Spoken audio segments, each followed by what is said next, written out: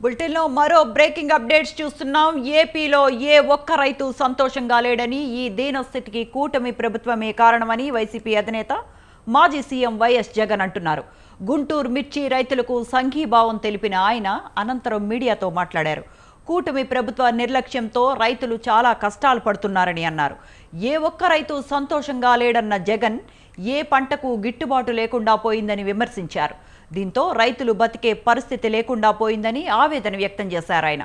గతంతో వైసీపీ పాలనలో రైతులకు చేసిన మేలును వివరించిన ఆయన ఈ కూటమి ప్రభుత్వం రైతులు పాలిట శాపంగా మారిందని మండిపడ్డారు.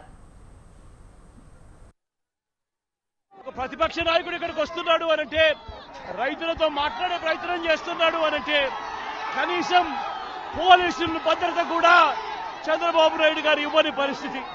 నేను ఇదే చంద్రబాబు నాయుడు గారికి చెప్తా ఉన్నా, ఎల్లకాలం ఈ ప్రభుత్వం ఉండదు. రేపొద్దున ప్రతిపక్షంలో మీరు కూర్చున్నప్పుడు ఇదే మాదిరిగా పోలీసు భద్రత మేము తీసేస్తే ఎలా ఉంటుందో ఒక్కసారి ఆలోచన చేసుకో చంద్రబాబు. నువ్వు చేస్తా ఉన్నది కరెక్టా కాదా అన్నది కూడా ఒకసారి